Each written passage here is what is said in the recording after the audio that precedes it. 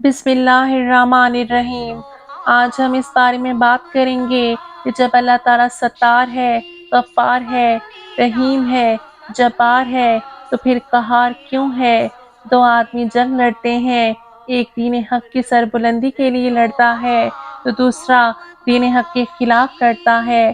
اب یہاں پہ یہ سوال اٹھتا ہے کہ کیا اللہ پاک نے موقع دیا تھا دین حق کے خلاف لڑنے والے کو کہ وہ ظلم کرے، کسی کو قتل کرے، جیسا کہ شمر نے امام حسین رضی اللہ عنہ کو شہید کیا تھا؟ اللہ تعالیٰ نے خود ہی اس کے لیے مقرر کر رکھا تھا، پھر شمر پہ قہر نازل کرنا، یہ سب کیا معاملہ ہے؟ یہاں تقدیر کا مسئلہ تھوڑا پیچیدہ ہے، اس لیے ہر کس و ناقص کی سمجھ میں آنا مشکل ہے۔ اس کی ابتدائی منزلوں کو سمجھ لیجئے، زیادہ گہرائی میں نہ جائیے۔ اللہ تعالیٰ دونوں صفات کا مالک ہے، یعنی وہ جبار بھی ہے، قہار بھی ہے۔ اللہ تعالیٰ کی یہ دونوں صفات مومنوں کے لیے مختص ہیں اور یہ بس منکرین اور کافرین کے لیے مخصوص ہے۔ اس حد تک تو سب کو اتفاق ہے کہ اللہ وہی ہو سکتا ہے جو بے شمار صفات کا مالک ہو، اور جب تک رحیم و کریم اور جبار و قہار اور اس جیسی بے شمار صفات موجود نہ ہوں، مالک ارض و سماوات ہو ہی نہیں سکتا۔ جب ہم دنیا میں دیکھتے ہیں کہ ہر ماں اور باپ میں سختی اور نرمی جیسے دونوں اوصاف موجود ہیں، وہ اولاد سے محبت و شفقت بھی کرتے ہیں اور کبھی اسے مارتے ہیں اور سرزش بھی کرتے ہیں۔ یہی حال استاد کا ہے اور یہی حال ہر حکمران کا، اور اس سے نظام عالم قائم ہے۔ پھر جب ہم جیسے عام انسانوں میں یہ وصف پائے جاتے ہیں تو اللہ پاک تو بے شمار صفات کا مالک ہے، اور اس کی لکھی گئی تقدیر پر اعتراض کیوں؟ اگر تقدیر میں ہی سب کچھ لکھ دیا گیا ہے تو جرم کرنے والے کو سزا کیسی؟ اللہ تعالیٰ کی اشرف المخلوقات نے سمجھ رکھا ہے تقدیر کا مطلب یہ ہے کہ اللہ پاک اسے مجبور کرتا ہے کہ وہ ایسا کرے، حالانکہ یہ بات سرے سے ہی غلط ہے۔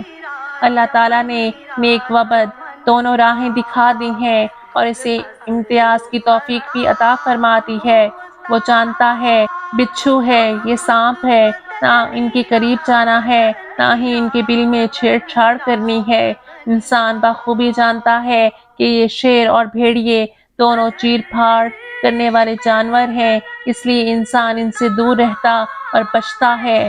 مگر اس طرح جب اسے بتایا جاتا ہے کہ یہ کام برا ہے، اس میں تمہاری ہلاکت ہے، جوا نہ کھیلنا، شراب نہ پینا، چوری نہ کرنا، زنا سے بچنا، قتل و غارت سے دور رہنا، جھوٹ نہ بولنا، مگر وہ ان سے نہیں بچتا تو پھر قصور اس کا اپنا ہے، نہ کہ کسی اور کا۔ ہم یہ اپنی روزمرہ زندگی میں روز سنتے ہیں کہ فلاں نے فلاں کو قتل کر دیا، فلاں نے چوری کر لی، شراب پی، رشوت لی۔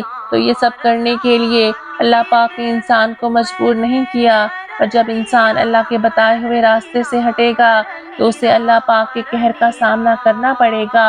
یہ کام انسان اس لیے کرتا ہے کہ اس سے مزہ آتا ہے، شیطان تحریک کرتا ہے، رحمان کبھی تحریک نہیں کرتا، وہ تو روکتا ہے۔ اس نے روکنے کے لیے پیغمبر بھیجے، ان کے نائب بھیجے، اس لیے اللہ پاک تو بری الذمہ ہے، تقدیر کو محض بہانہ بنا رہا ہے۔ اگر غلط کام کرو گے تو اللہ تعالیٰ کے قہر کا سامنا کرنا پڑے گا، اگر دین حق کے بتائے ہوئے راستے پر چلو گے تو اللہ پاک جبار ہی جبار ہے۔ مجرم تو یہ خود ہے اور تقدیر کو محض بہانہ بنا رہا ہے۔ تقدیر تو اللہ تعالیٰ کے ذاتی علم کا نام ہے، وہ تو ذاتی طور پر ہر شخص کے متعلق جانتا ہے کہ اس کا انجام کیا ہوگا۔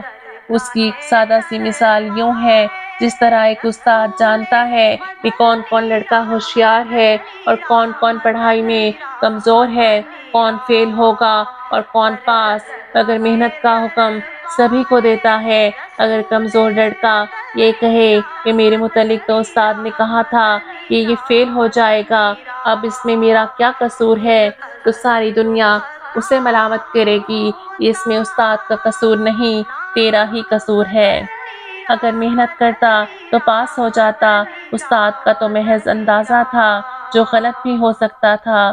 انسانی اندازے بکثرت غلط ہوتے رہتے ہیں، بس انسان کے لیے یہ لازم ہے کہ اگر وہ اللہ پاک کے بتائے ہوئے راستے پر چلے گا، نیک عمل کرے گا، حقوق العباد ادا کرے گا، نماز پنجگانہ ادا کرے گا، تو اللہ تعالیٰ اس کے لیے جبار ہے، یعنی طاقت عطا کرنے والا اور انسان کو غالب کرنے والا ہے۔ اور اگر غلط راستہ اختیار کرے گا تو اللہ تعالیٰ اس کے لیے قہار ہے، جس کے تحت انسان کی راہ میں دشواریاں اور پریشانیاں اور تھکاوٹ ہی تھکاوٹ ہے۔ اللہ پاک ہم تمام مسلمانوں کے لیے اپنی رحمتوں کے در کھول دے، آمین۔